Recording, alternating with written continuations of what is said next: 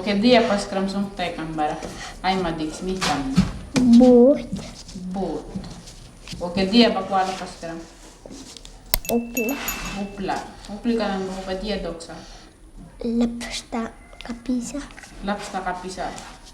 Oke ba lapsta kapipa na dia pribalsa. Pulai kanan. Pulai kanan. Oke ba kapipa man ta di once makapika bia. Aw, dia mo ni.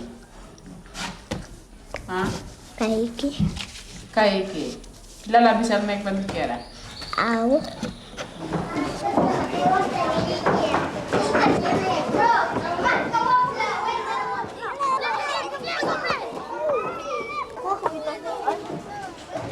Ces enfants ont-ils déjà vu la mer? Non, ils n'y sont jamais allés. Ils ne peuvent donc pas imaginer ce que c'est? Je crois qu'ils imaginent que c'est comme le fleuve Patuca. C'est de l'eau, comme ils disent. Les enfants pensent que c'est comme le fleuve, car ils le connaissent. Et les enfants de Wawina savent qu'il faut se méfier des eaux du Patuca, un géant qui permet de rejoindre la côte de la mer des Caraïbes après 2 longues journées de pirogue. Ces méandres traversent la Mosquitia, région isolée à l'est du Honduras, l'un des pays les plus pauvres de l'Amérique centrale.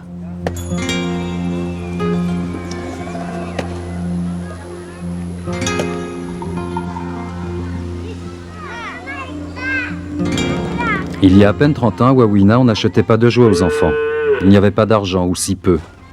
Un peu d'agriculture, la pêche et la chasse suffisaient à nourrir le village. C'était à la fin des années 60. Un homme venu de la côte proposait du travail, du jamais vu, aller pêcher des langoustes. Depuis, la radio crépite. C'est le seul moyen de communication directe avec l'extérieur.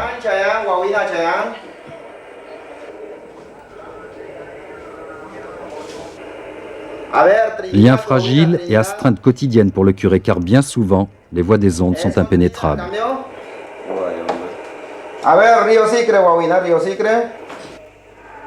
Cette radio appartient à la mission. Elle sert à l'ensemble du village en cas d'urgence ou de maladie. J'ai fait un appel à un jeune d'ici, chargé d'un groupe de plongeurs, pour savoir si nous devions préparer une liste d'enrôlement et si le bateau est arrivé sur la côte. Vous avez des nouvelles? Jusqu'à présent, je n'ai reçu aucune nouvelle, car je n'ai pas réussi à entrer directement en communication avec ce garçon. Après une période de chômage aussi longue, les jeunes du village sont préoccupés et à la fois impatients de partir. Après 4 mois d'interruption, la nouvelle saison de pêche va débuter. Environ 4000 mosquitos s'enrôlent ainsi chaque année à la fin du mois de juillet. Mais à Wawina, les 80 plongeurs ont compris depuis longtemps les aléas du marché de l'emploi.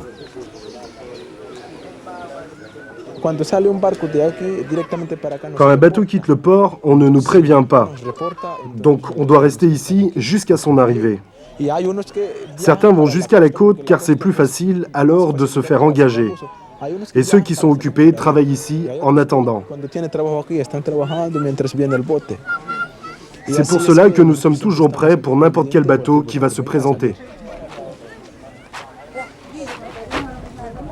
Ici, il en est des enfants comme des pluies et des vents. Ils arrivent chaque année, réguliers comme les saisons, 6 à 7 par famille.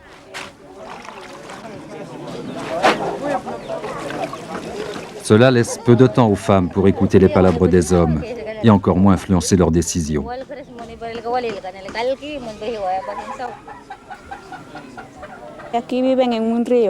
Je crois que les gens du fleuve sont plus dociles, contrairement à ceux de la côte qui n'ont pas de respect pour leur capitaine.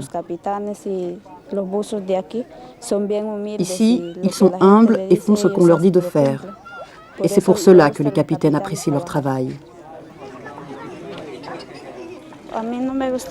Moi, je ne veux pas qu'ils continuent de plonger parce que la majorité des plongeurs restent parfois paralysés et les armateurs ne les aident pas. J'aimerais bien qu'ils trouvent un autre travail.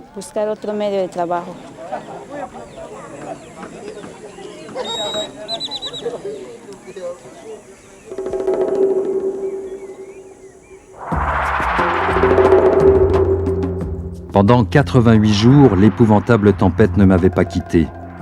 Les navires s'étaient fendus, les voiles déchirées. Les trompes d'eau et les éclairs se succédaient tant que cela semblait la fin du monde. J'arrivais enfin au cap de Gracias a Dios. Le 12 septembre 1502, lors de son 4e et dernier voyage, Christophe Colomb découvre une côte inconnue. La légende veut qu'en doublant ce cap, le navigateur remercia Dieu d'avoir sauvé le navire. Grâce à Dieu, nous voilà enfin sortis de ces profondeurs. Profondeur, le nom restera. En espagnol, on dit Honduras. La Mosquitia est le royaume de l'Indien.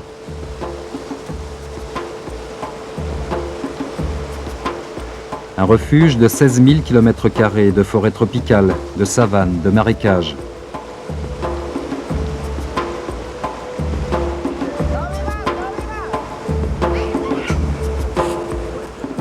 Les Indiens Caraïbes, témoins de l'arrivée des caravelles espagnoles, ont disparu depuis longtemps, chassés au milieu du XVIe siècle par l'arrivée des premiers Miskitos venus de Colombie.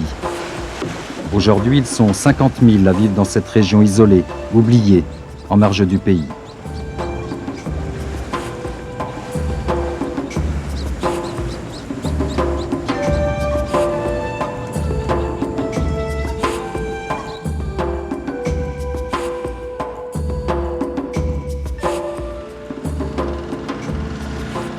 La Ceiba, à 250 km à l'ouest de la Mosquitia, 3e ville du pays.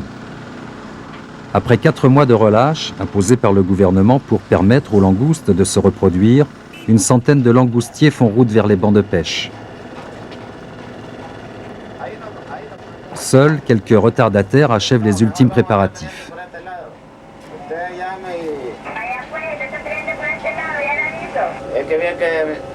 Tenemos trabajo, entonces ahorita vamos a pintar unos cayucos y por eso usted dice a la maestra que no.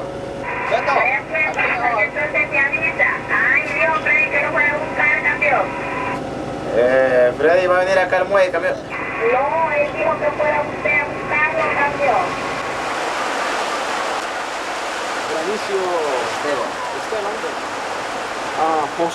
À Bruce Laguna, les plongeurs sont prêts. Chaque année, cette même attente après 4 mois de chômage forcé. Entendre son nom, c'est la certitude de partir dans les premiers. On ne signe pas de contrat, cette liste, c'est l'unique trace écrite.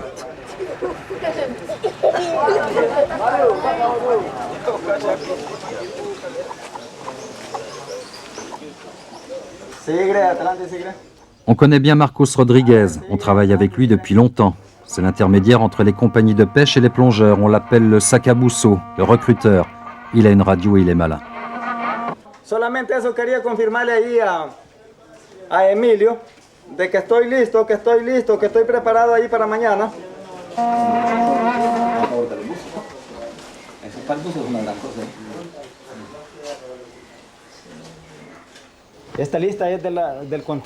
Cette liste donne le nombre de plongeurs, de rameurs, de capitaines et d'armateurs. Combien vont partir? Aujourd'hui, dans ce bateau, nous engageons 28 plongeurs, 28 rameurs et sans doute 2 ou 3 marins.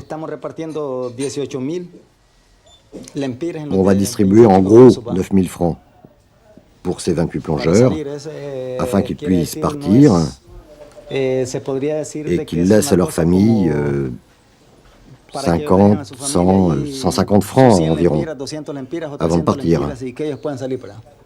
Une avance? Oui, une avance. Est-ce qu'il arrive qu'un plongeur disparaisse une fois qu'il a touché son avance? Ah oui, bien sûr. Il y en a qui disparaissent, et pas seulement un. Aujourd'hui, par exemple, nous avons 28, mais demain, nous ne sommes pas certains qu'il y en aura 28. On prend un risque. Des 28, il en restera peut-être 24. Combien touchez-vous de commission par plongeur? Nous touchons 100 francs par plongeur. Combien? 100 francs. Il y a beaucoup d'accidents? L'année dernière, il n'y en a pas eu. Enfin, peu. C'est quoi peu? Pour ainsi dire pas. Mais nous autres, en tant que responsables ici, Lorsque le plongeur s'en va, nous sommes responsables de sa femme, de ses enfants, si possible de sa mère, si possible de son oncle, bref, de toute la famille. Nous, recruteurs, on voit ce que l'on peut faire si quelque chose arrive. Les promesses de Marcos tiennent lieu d'assurance vie. Pour le reste, ces 150 plongeurs lui font confiance. Il s'occupe aussi de l'intendance. Un bœuf tué ce matin, 150 kg de viande fraîche découpée à la machette, 200 kg de riz, 100 kg de bananes à livrer au bateau. Il n'y a pas de petit profit.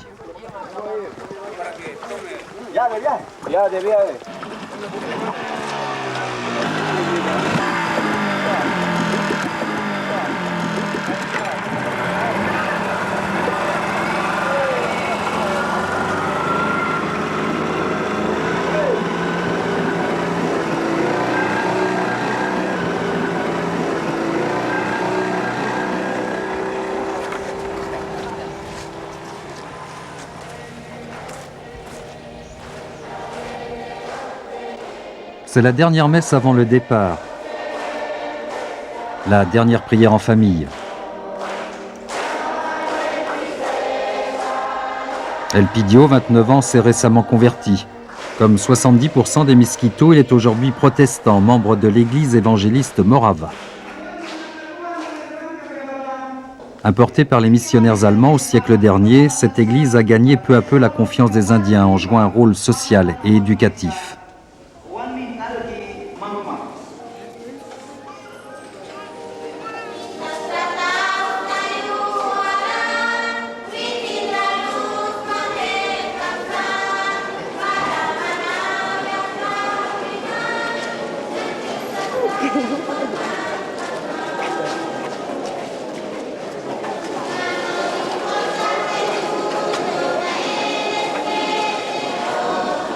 Pour Elpidio, comme pour les autres plongeurs, c'est le dernier dimanche au village.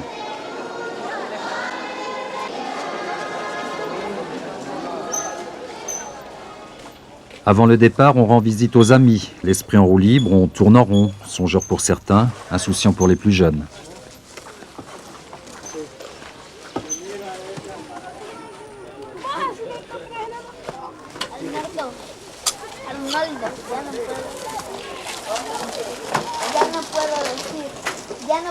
L'épicerie. On y trouve de tout, on n'y trouve rien. C'est le grand bazar du village. Du jus de mangue au générateur, on paye à crédit. Peu importe puisqu'on embarque demain.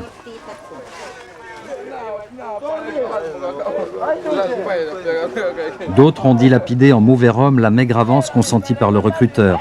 Affaire d'humeur.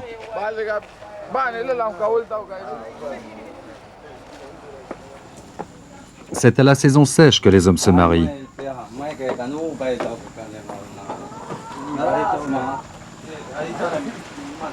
Elpidio a épousé Perla. Elle a tout juste 15 ans.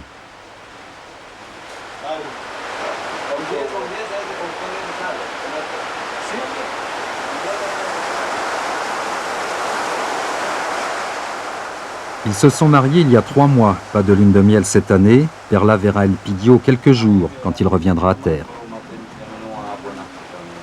Sa mère lui a trouvé un bon mari. Il est chrétien, plongeur depuis 10 ans et cela fait longtemps qu'il ne fume plus de marijuana. Avant, je fumais pas mal, mais maintenant qu'on a reçu les cours, la majorité d'entre nous a laissé tomber. Ils fument parfois, mais quand ils ne plongent pas. Avant, sur les bateaux, ils fumaient de la marijuana et ensuite ils plongeaient car ils ne savaient pas ce qui était bon ou mauvais. Puis ces derniers temps, des jeunes avaient pris de la cocaïne. Ils ont fait l'expérience, ils devenaient fous, ils tombaient malades, alors ils ont fini par laisser tomber. Maintenant, ils n'en prennent plus car ils savent que cela leur fait du mal. Avez-vous déjà eu un accident? Moi, non, mais j'ai vu beaucoup de mes camarades en avoir. Vous avez reçu une formation pour plonger? Oui, j'ai reçu une formation de l'école de plongée et maintenant j'en sais suffisamment. Un gringo de la marine américaine est venu nous donner des cours. C'est lui qui a fondé l'école. Il est venu nous donner des cours dans le cadre de l'église évangélique de la Morava. Le professeur m'a envoyé ce livre, comme à chaque plongeur professionnel. C'est le guide vert, comme il l'appelle.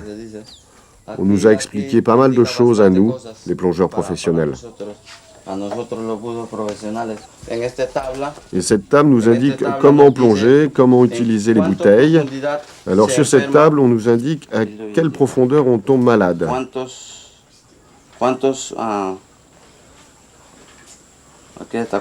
Ici, on nous indique combien de minutes. Oui, c'est ça. Combien de minutes il faut pour un palier de décompression. Alors, par exemple, à 50 pieds, si on plonge 10 minutes, on doit faire un palier à 15 pieds pendant 2 minutes. Erreur fatale, même si Elpidio était le meilleur de sa classe, il ne sait pas lire la notice du gringo. 50 pieds représente en réalité 15 mètres 2.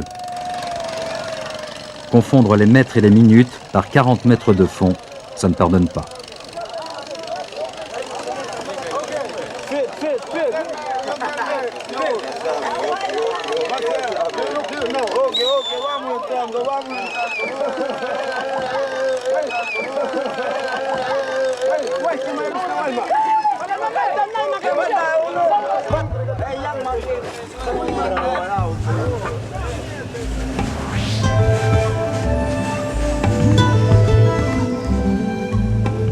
À la barre, il faut rester concentré malgré le tumulte et les hommes ivres entassés à bord.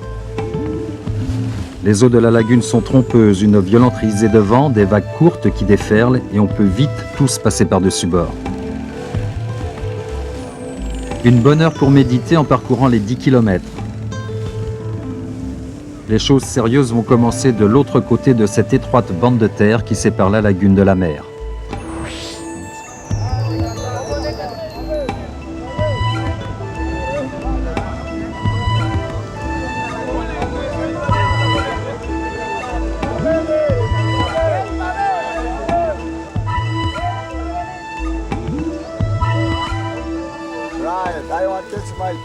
Embarquer, c'est le moment le plus attendu, mais aussi le plus redouté. Il ne reste plus de rhum à boire pour se donner du courage. Mais pourquoi s'inquiéter? Le recruteur n'a-t-il pas assuré que l'an dernier, il n'y avait pas eu d'accident, ou si peu? Il vaut mieux laisser ses angoisses au village. D'ailleurs, on n'emmène pas grand-chose avec soi. Qu'est-ce que vous emmenez comme bagage? Je prends seulement un sac, car à bord du bateau, il y a tous les équipements de plongée. Quelle sorte d'équipement?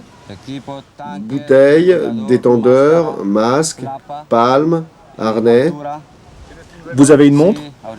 Oui, j'ai ma montre pour travailler. Jusqu'à quelle profondeur va-t-elle? Elle marque 100 mètres. Combien de jours partez-vous? On va rentrer dans 12 jours. Et après notre retour des bancs, on reste ici 8 ou 9 jours. Puis après, on repart. Pendant combien de temps? On travaille 8 mois par an. 8 mois pour tenter la fortune, c'est l'Eldorado, le rêve pour les plus jeunes. C'est le grand départ, l'appel du large, mais il faudra d'abord passer la barre avec les cayucos, ces petites pirogues traditionnelles, le véritable outil de travail des plongeurs Miskito.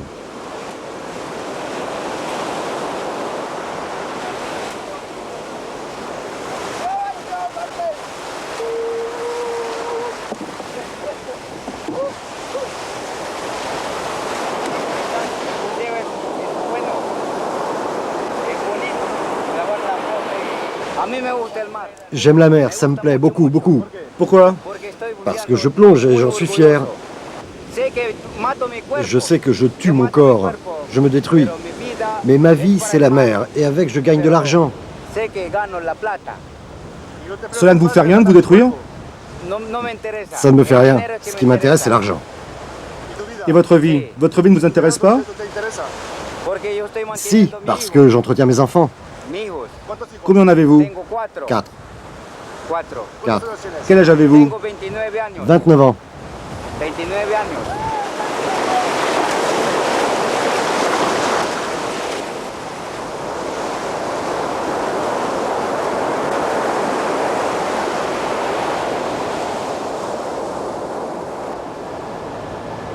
Cap au sud-est, 60 milles à courir au large du cap de Gracias a Dios et vogue la galère. Le capitaine Bruce, gros chalutier de 27 mètres avec ses 40 hommes à bord, frôle les 8 nœuds, malgré quelques problèmes de pression d'huile.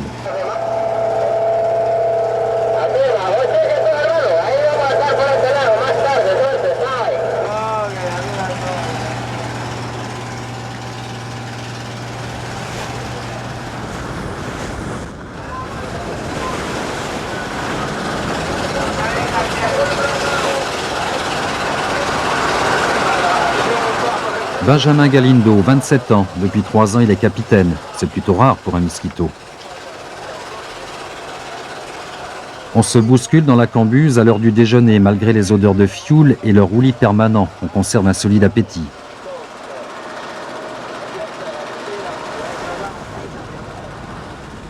Le pont arrière, c'est le royaume réservé aux 2 compresseurs. 16 heures par jour, les pistons gonflent les bouteilles d'air comprimées dans un bruit d'enfer.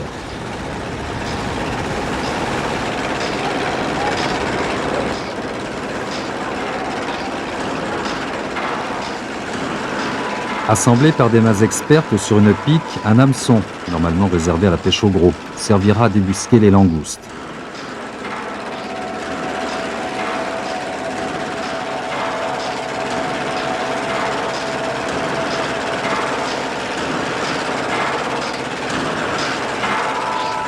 Capté à moins d'1 mètre des échappements libres des compresseurs, l'air comprimé dans ces bouteilles ressemble étrangement à celui que l'on respire dans les embouteillages de Tegucigalpa, la capitale. Les bouteilles sont vieilles, les manomètres tout autant.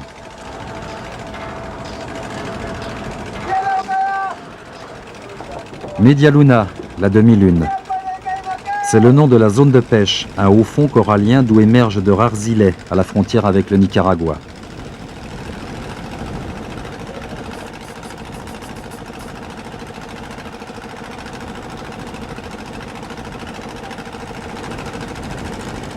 Distribution rapide du matériel au petit bonheur la chance, peu d'équipements neufs et beaucoup de récupération.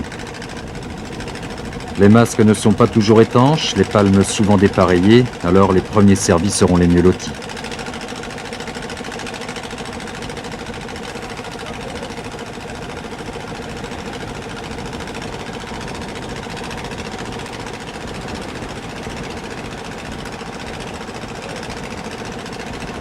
Certains sont même persuadés d'avoir conclu la bonne affaire de la journée.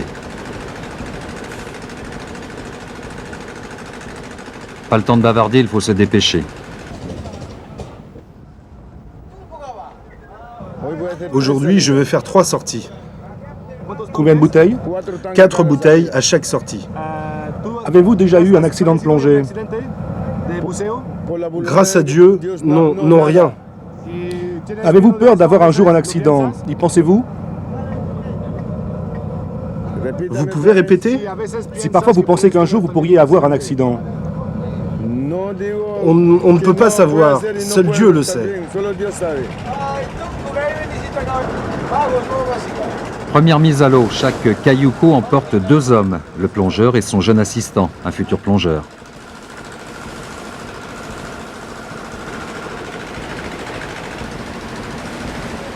À chaque rotation, on embarque les 4 bouteilles nécessaires pour 2 heures de plongée.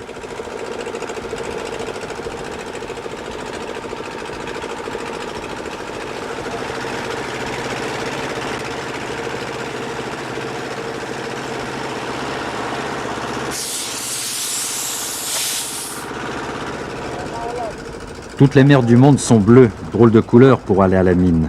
12 bouteilles, 12 plongées, les champions vont jusqu'à 20. Rotation incessante entre le fond et le cayuco pour changer de bouteille, un rythme qui défie toutes les normes de sécurité en vigueur dans les milieux professionnels.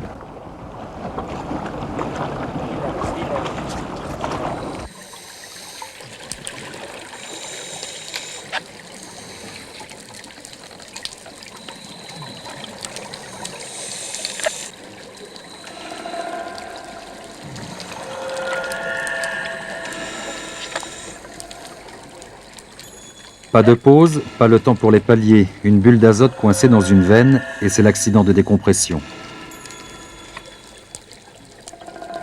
30 mètres, 35 mètres, parfois plus. On n'en sait rien, personne n'a de profondimètre.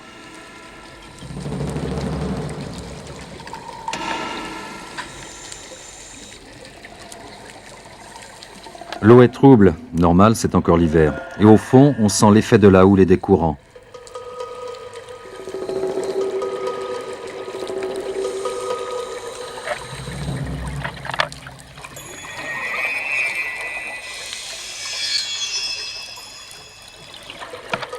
L'eau est chaude, c'est pour cela que l'on croise parfois des requins.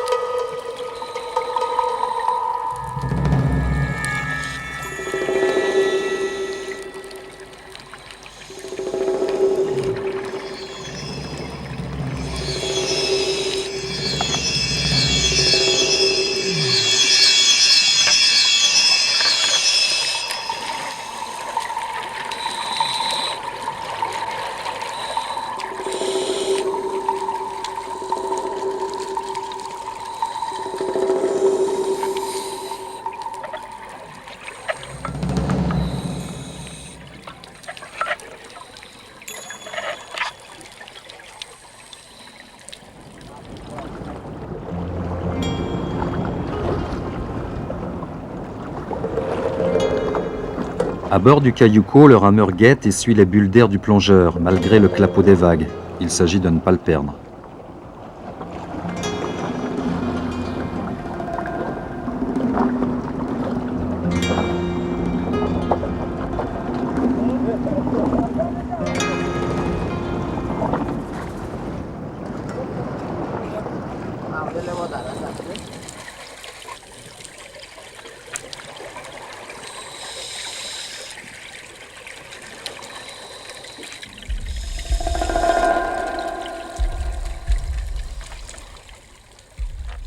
Les langoustes sont de plus en plus rares, de plus en plus difficiles à attraper, sauf à plonger plus profond, à prendre plus de risques. Et c'est ça le métier des miskitos.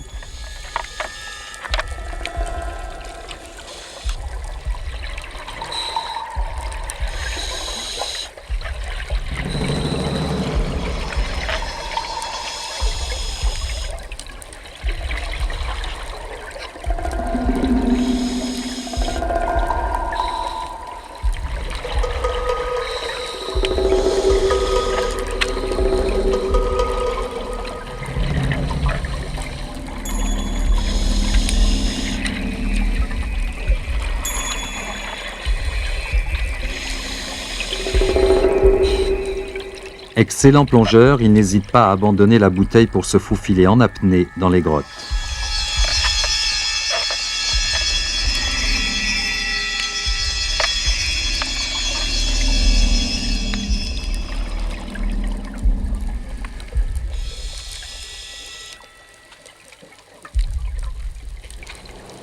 Le salaire de la journée est à ce prix.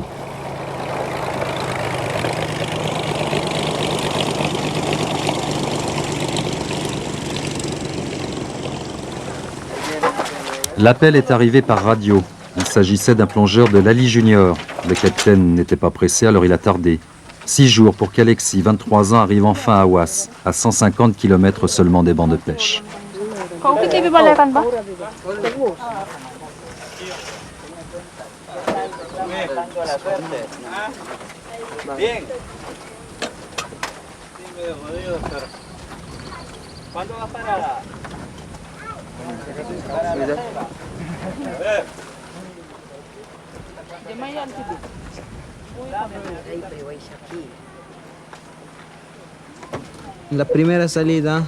Lors de la première sortie, après la 4e bouteille d'oxygène, lorsque je suis remonté à la surface au bout de 2 heures, je n'ai plus rien senti. En abordant, je ne pouvais plus marcher. Je me sentais faible. C'est alors que 2 camarades plus expérimentés m'ont ramené sous l'eau pour me décompresser. Ils m'ont décompressé à l'aide d'une bouteille d'oxygène. Il était à peu près 9 heures du matin et je puis à nouveau marcher. Oui, je puis marcher. J'ai récupéré, mais dans l'après-midi, j'étais à nouveau paralysé.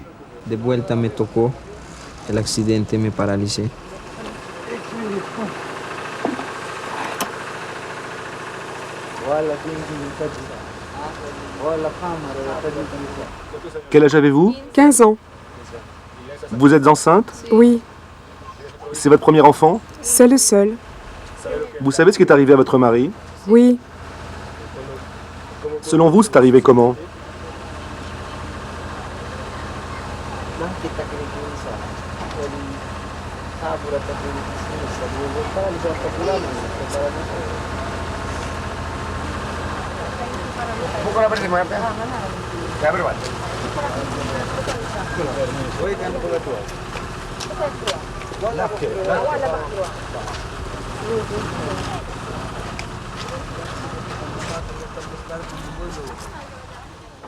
Comme les palmes, comme les bouteilles, le caisson est lui aussi de récupération.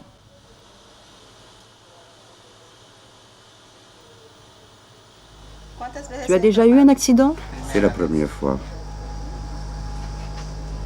C'est arrivé quand? Il y a 6 jours.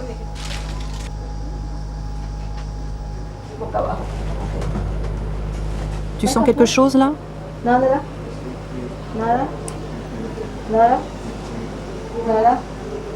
Un petit peu là.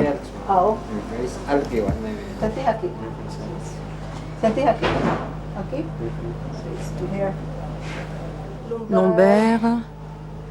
Première lombaire. Peux-tu te lever la jambe et te retourner? No, boca abajo.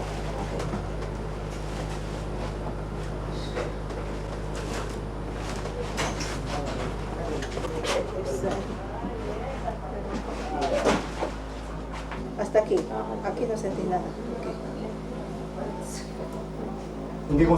En quoi consiste le traitement? Bon, cortisone, caisson, tout. Parce que c'est arrivé il y a 6 jours. Combien de temps va-t-il rester dans le caisson? Je ne sais pas combien il aura besoin, car cela fait déjà 6 jours. Je lui ferai une séance dès que l'autre patient sortira. Je vais commencer tout de suite à le traiter, car il a aussi un problème au rein. Il ne peut plus uriner.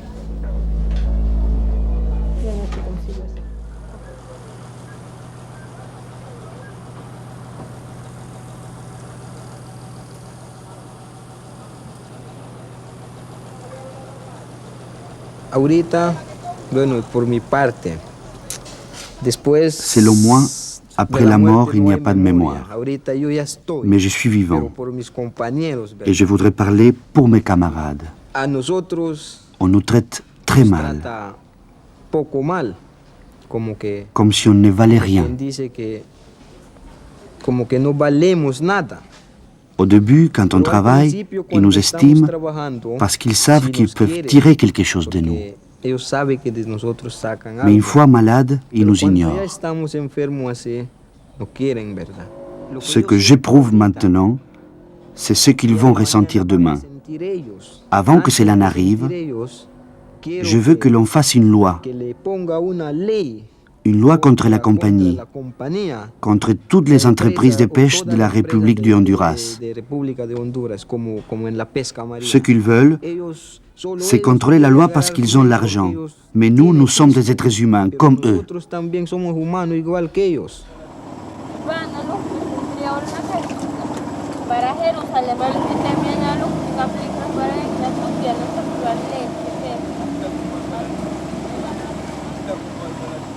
Cocobila, poste frontière à l'ouest de la Mosquitia.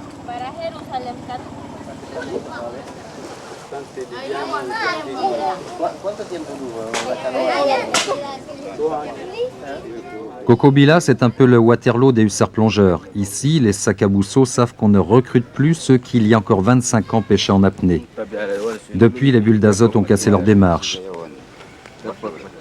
Une vieille garde réunie dont 100% des vétérans sont aujourd'hui invalides.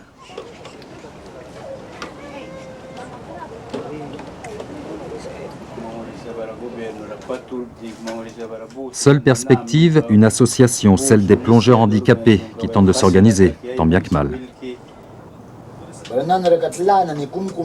Nous connaissons bien le problème des plongeurs qui, lorsqu'ils sont accidentés sur les bateaux, ne sont plus payés et bien souvent désembarqués sans rien. Les recruteurs estiment bien traiter les plongeurs, mais en fait, c'est plutôt le contraire. Aussi, les plongeurs doivent-ils s'unir, se serrer les coudes et dire aux recruteurs « Messieurs, cela suffit. Nous ne pouvons pas continuer à traiter avec vous. Avec vous, nous sommes morts. » Cela fait 30 ans que les armateurs et les recruteurs nous exploitent. C'est pour cela que nous autres, nous aimerions pouvoir nous regrouper, nous organiser, car les armateurs et les recruteurs, eux, ne veulent surtout pas que nous nous organisions. Nous sommes entrés en contact avec les gens du gouvernement et ils nous ont dit de nous organiser. Nous avons reçu un appui dans ce sens pour les handicapés.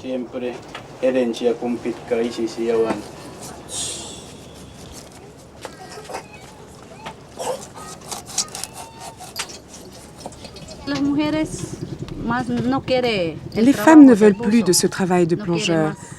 Elles n'en veulent plus parce que beaucoup en meurent. On laisse leurs fils handicapés, sans l'aide de personne, ni des armateurs, ni des capitaines, ni des recruteurs. Personne ne vient ensuite se préoccuper de nos enfants. Et pour toutes ces raisons, nous autres mères de famille ne voulons plus qu'ils fassent ce travail.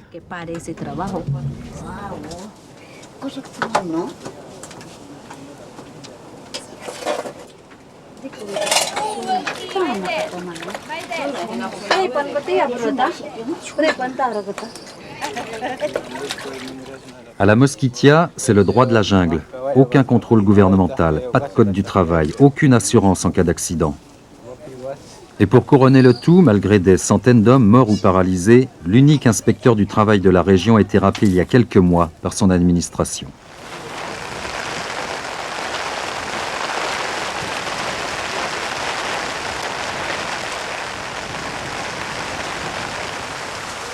C'est en remontant à la surface qu'Archimedes a senti une violente douleur dans le dos, des frissons et l'envie de vomir. Après, il était paralysé, c'était il y a 8 ans.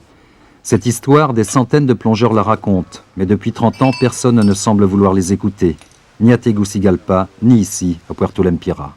Ils m'ont menti. Ils m'ont ramené, ils m'ont dit qu'ils allaient m'aider, mais ils ne l'ont pas fait. Ils m'ont laissé ici, carrément jeté, sans aucune aide. J'ai dû trouver comment survivre et j'ai imaginé réparer des bicyclettes.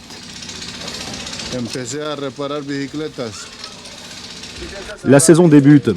Qu'est-ce que vous ressentez quand vous voyez tous ces jeunes partir plonger?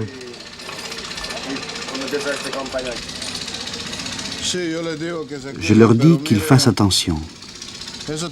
Mais vous savez, le Honduras est un pays très pauvre.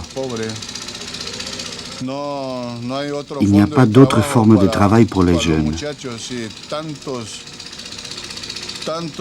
Il y a des milliers de gens et quand la saison de pêche se termine, vous devriez alors voir leur pauvreté.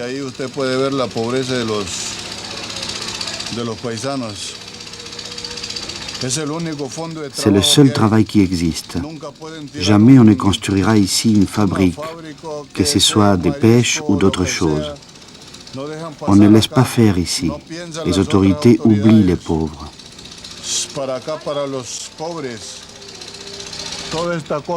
Sur toute cette côte, il y a des milliers de plongeurs. Il en est mort, je crois, presque 1000.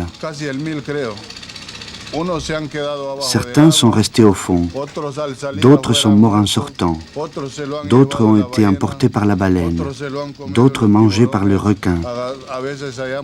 Des fois, on trouve des morceaux, des fois les vêtements, des fois on trouve seulement les détendeurs.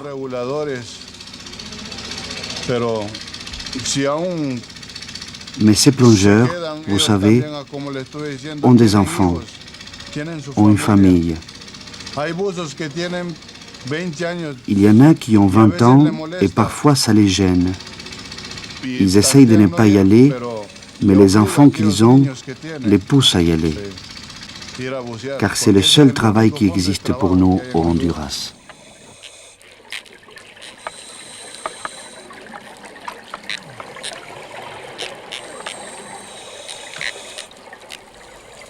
Tels des hommes de l'Atlantide, seuls les Indiens Miskitos, considérés parmi les meilleurs plongeurs au monde, semblent pouvoir résister à autant de plongées successives et à de telles cadences.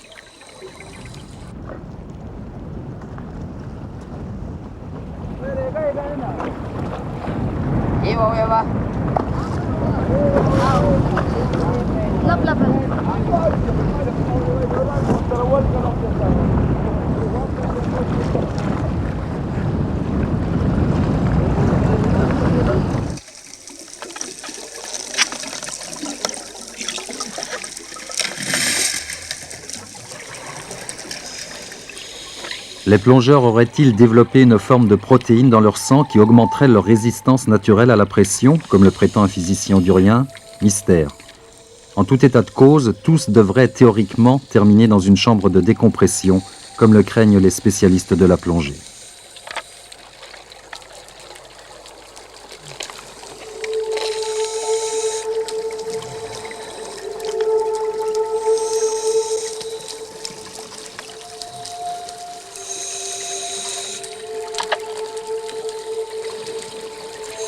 Mystère, mais il y en a bien d'autres à la Mosquitia. Alors, fatigue, ivresse des profondeurs, réminiscence d'une culture animiste. Le seul vrai danger pour certains demeure l'envoûtement des sirènes.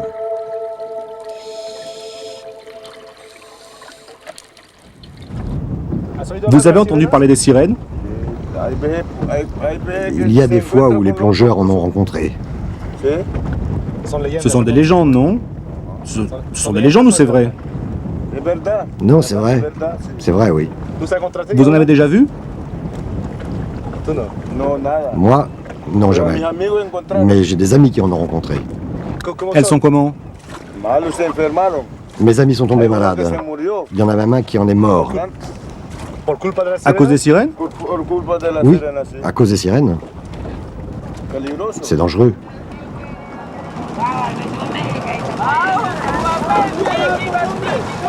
Après 10 heures passées en mer, l'apparition du capitaine Bruce signifie enfin un peu de repos. Mais avant, on fera les comptes.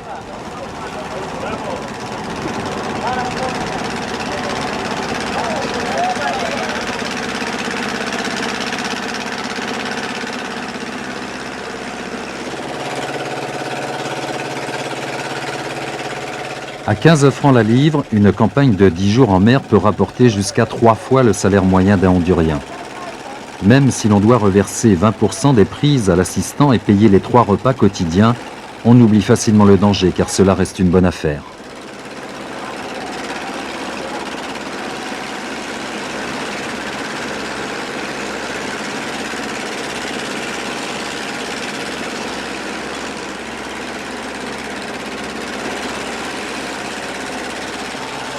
Une bonne affaire? Sûrement, du moins tant qu'il y aura des langoustes à pêcher. Si depuis 1994 les compagnies respectent bien le moratoire qui impose l'interdiction de pêcher durant 4 mois, le reste de l'année c'est la ruée vers l'or, le pillage organisé. Seuls les capitaines semblent confiants. Que va-t-il se passer dans 10 ans? Pensez-vous que les gens vont continuer à vivre de ce travail? Tant qu'il y aura le moratoire, on pourra continuer à travailler. Parce qu'avec 4 mois d'arrêt, il y aura du produit. Les plongeurs ne devront-ils pas aller plus bas? Plus profond? C'est possible. Plonger plus profond, c'est l'ordinaire, le même plat du jour que l'on repasse. Cela laisse songeur. Ou alors être le héros, celui qui ramènera le plus de prises. C'est la seule chose dont on parle entre plongeurs, quand les compresseurs veulent bien se taire.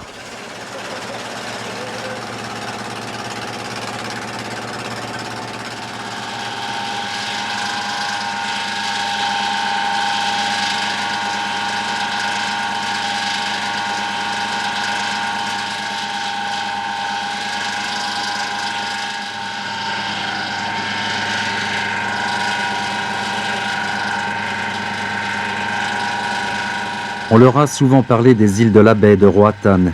Ils ne sont pourtant jamais allés dans l'ancien repère des flibustiers, 300 km à l'ouest de la Mosquitia. C'est loin, beaucoup trop loin, un autre monde.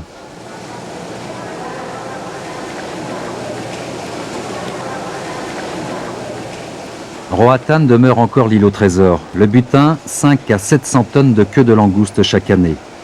Roatan, l'île au trésor pour une douzaine de familles qui possèdent à elles seules le quasi-monopole des industries de la pêche.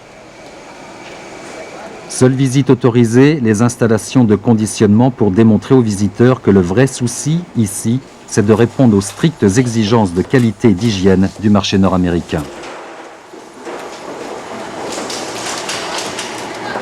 80% des prises s'envolent en effet vers les États-Unis, le reste vers l'Europe et le Japon. À Wawina, à Bruce Laguna ou Puerto Lempira, on n'en connaît même pas le goût.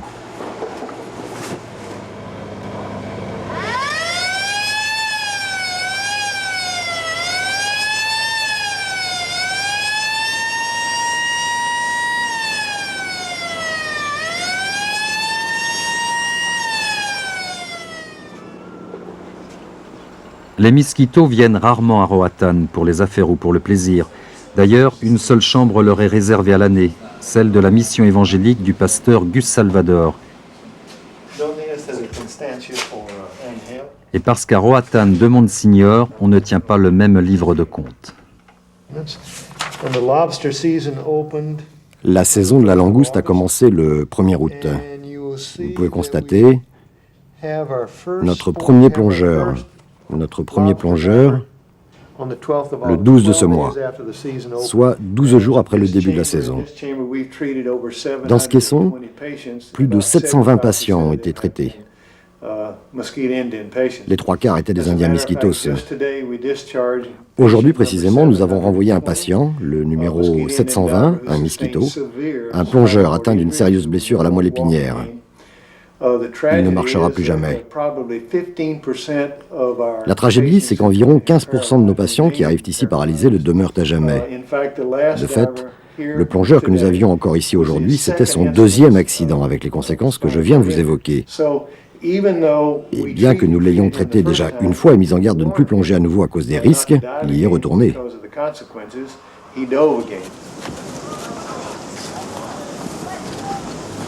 Ave César. César Eulopio, le gladiateur. 40 ans, famille nombreuse, plongeur depuis 16 longues années. Accidenté il y a 10 ans, il aimerait bien arrêter. Mais pour faire quoi? Lui aussi croit aux sirènes.